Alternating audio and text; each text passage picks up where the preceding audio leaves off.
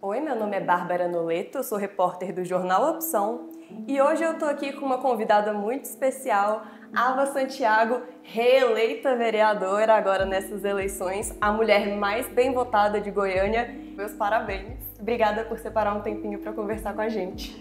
Eu que agradeço, Bárbara, sempre muito gratificante fortalecer o bom jornalismo, especialmente aquele feito por mulheres. Então, é irrecusável um convite seu e dizer também que a gente ficou sabendo logo depois da eleição que a mulher mais votada da história da Câmara, da história dos últimos 90 anos de Goiânia, de toda a vida de Goiânia, e a 8ª mais votada no ranking geral da história da Câmara de Goiânia. Então, esse é muito significativo, não só pra gente, pra mim, pra minha equipe, mas para as goianienses. E como que você vê a representatividade que a gente tem hoje? Porque a gente sabe que ainda está muito aquém do que existe na sociedade, né? Como você vê esse cenário, esses avanços que a gente está tendo hoje e qual a esperança para criar um cenário melhor? Eu acredito, em se tratando de Goiânia, que a gente tem um problema crônico na nossa cidade, que é o fato de que nós nunca elegemos mais de 5 mulheres. E nesse caso, nessa eleição agora, a gente diminuiu a participação de mulheres, porque nós fomos 5 eleitas novamente, mas a gente teve um aumento de cadeiras, então a proporcionalidade diminuiu. E isso é muito dramático, porque a gente está falando de uma cidade que, não coincidentemente, está sempre no topo do ranking de feminicídio, de violência doméstica, de outras violências de gênero, porque, ao contrário do que muita gente pode inferir, a baixa participação de mulheres na política está diretamente relacionada à qualidade de vida das mulheres, à precarização da qualidade de vida das mulheres. Então, quanto mais mulheres na política, mais política pública para mulheres. E a vida das mulheres melhora. E o contrário também acontece. Quanto menos mulheres fazendo política pública, mais difícil, mais perigosa, mais semiárida é a vida das mulheres na cidade. Então, o desafio de eleger mais mulheres é um desafio que me toca muito, particularmente, mas que depende de um esforço conjunto dos partidos políticos, das coordenações dos partidos políticos, entendendo que essas mulheres, suas candidaturas têm que ser priorizadas, mas mais do que isso, de uma mobilização social permanente para manter efervescente o entendimento das mulheres de que tudo que se decide é sobre nós. Não eu me preocupo muito, eu evito usar o termo de políticas para mulheres, porque a gente está falando de política para a cidade. Se nós sustentamos 50% dos lares, não é política para as mulheres, é política para as famílias. Se nós somos responsáveis por cuidar da educação infantil de 70% das crianças, não é para as mulheres, é para as famílias. Se nós somos 80% de quem recorre aos equipamentos públicos da saúde básica, não é sobre as mulheres, é sobre as famílias. Então a gente precisa entender que quando a gente coloca a mulher no topo da agenda da prioridade, a gente está priorizando a vida das pessoas. Porque são as mulheres que cuidam das pessoas, são as mulheres que cuidam dos mais velhos e dos mais novos. São as mulheres que abrem mão de sua própria vida para garantir que as pessoas tenham acesso aos equipamentos básicos de saúde. São as mulheres que se sacrificam para realizar o sonho dos outros. Então, ao priorizar as mulheres, a gente melhora a vida de todo mundo. E é por isso que é tão importante eleger mais mulheres e colocar a vida das mulheres no topo da prioridade da agenda pública. A gente sabe que a política é um campo muito violento até, e eu imagino que seja ainda mais para uma mulher. Eu queria te parabenizar mesmo pela sua coragem, pelo seu posicionamento, e eu queria entender um pouco, porque a curiosidade que eu tenho agora sobre a senhora é que você dialoga muito bem tanto com a direita quanto com a esquerda. Isso é inegável. Sim. Eu queria saber de onde vem isso, qual o objetivo disso e como você enxerga esse cenário de polarização. Sabe, eu tava fazendo, tem um tempo que eu faço uma reflexão, como é que eu consigo driblar isso? A minha escola de relacionamentos é a igreja. A gente tem um dos textos mais conhecidos sobre Jesus, de falas de Jesus, que é dizendo que é para as pessoas virem até Ele como elas estão. Vem para mim do jeito que você tá, se estiver cansado, se estiver arrebentado, etc. E ele, na sua experiência terrena, na sua experiência humana, ele andava justamente com aquelas pessoas que eram completamente diferentes da sua formação teológica, que eram as pessoas excluídas, marginalizadas, subalternizadas. Por que eu estou dizendo? O que isso tem a ver com a forma como eu me relaciono com a direita e com a esquerda? Eu não exijo que as pessoas sejam iguais a mim para que eu as respeite. Eu não exijo que as pessoas concordem integralmente comigo para que a gente se relacione. Eu não exijo que as pessoas abram mão das convicções que elas têm para que eu possa apresentar as minhas convicções para elas. Eu não estou numa batalha de convencimento o tempo inteiro. Eu não quero que as pessoas concordem comigo o tempo inteiro. E no momento em que eu me tranquilizo de que tudo bem as pessoas discordarem, eu consigo finalmente enxergar as nossas convergências. Então, tem um exemplo na minha história recente que eu acho muito legal, que é lá na Câmara. Eu tenho alguns vereadores que estão muito à direita e com quem a gente tem debates homéricos. Assim, eu tenho debates na tribuna muito duros. Tinha mais no início, hoje eles não me chamam mais tanto pro fight não, porque eles sabem que podem se colocar em uma situação desconcertante, porque eu sou muito boa de tribuna.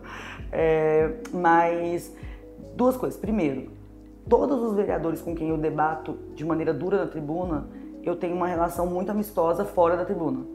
Quer dizer, são debates, eu nunca deixo que o debate de ideias vire um debate pessoal. Então, esse é um ponto. Segundo ponto, eu não pego birra de vereador, eu não pego implicância de vereador.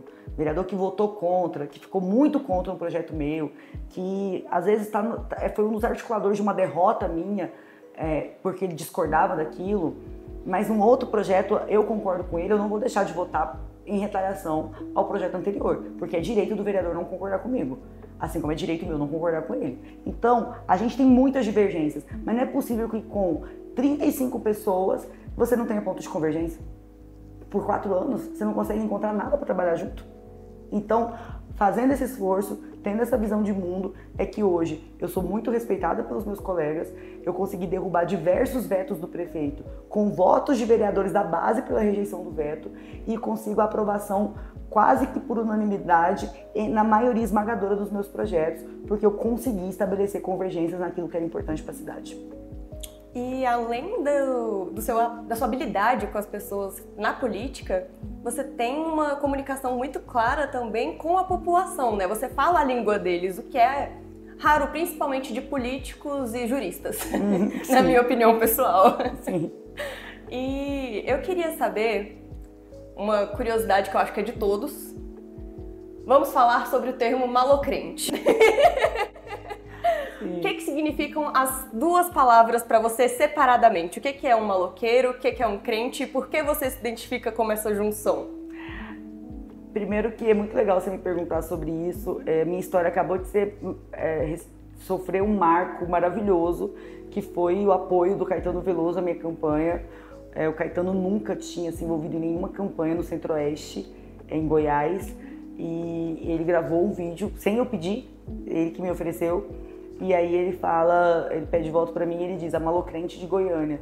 E é muito significativo pra mim, uma palavra que eu inventei na boca do Caetano Veloso, assim.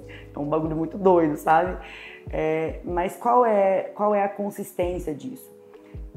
A gente precisa disputar palavras, disputar o sentido das palavras, né? E pra muita gente, maloqueiro é alguém, um infrator da lei, alguém desonesto e tudo mais. E por causa disso, milhares e milhares de jovens brasileiros foram chamados de maloqueiros simplesmente por serem periféricos. Milhares de jovens brasileiros ao longo da história receberam a alcunha de maloqueiro, e quem chamava esses jovens de maloqueiro chamava de maneira ofensiva, era para ofender, lá vai o maloqueiro. E por que aquele jovem estava sendo chamado de maloqueiro? Porque ele estava com o tênis sujo de terra, porque na rua dele não tinha asfalto, porque ele era um mobilizador de uma cultura periférica, com a linguagem periférica, como, por exemplo, o funk ou o hip hop. Então, a vivência daquele jovem,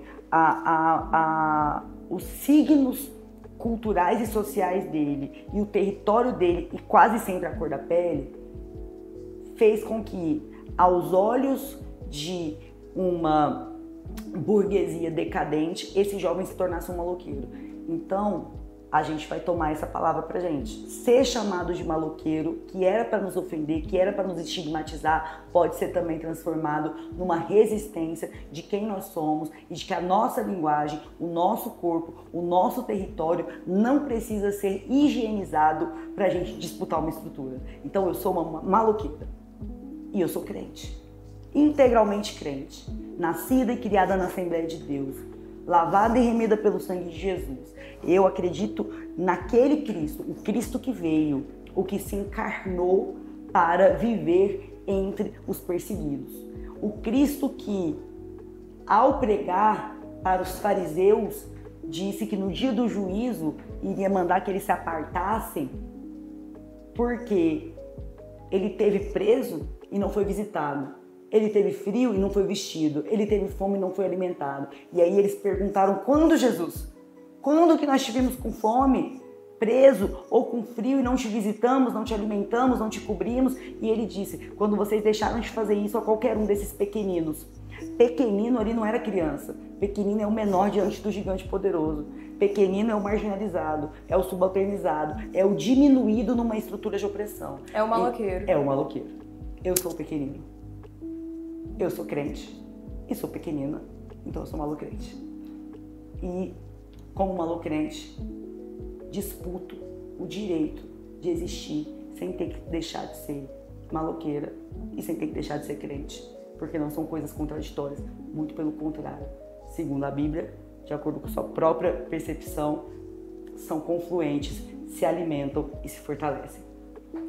Só para finalizar aqui a nossa entrevista hoje, eu queria saber se você tem algum recado para deixar para os nossos leitores e seguidores hoje. Sem dúvida. Eu quero agradecer imensamente a confiança que cada uma e cada um dos 10.480 goianienses depositaram em mim, me dando o privilégio de entrar para os anais da história dessa cidade.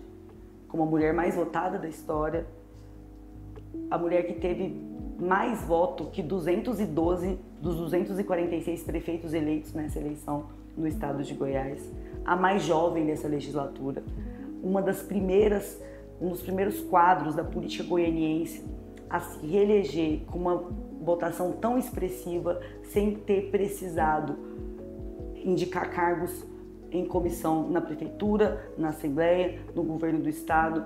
Eu quero te agradecer você que está assistindo a gente, porque você validou não o meu nome, não a Água Santiago na urna, você validou uma visão, um paradigma de política que mostra e que prova que é possível vencer velhos grupos de poder, de sobrenome e de fortuna com as boas ideias e com as boas práticas. Muito obrigada. Ava, muito obrigada pela sua participação, foi ótimo Valeu. conversar com você.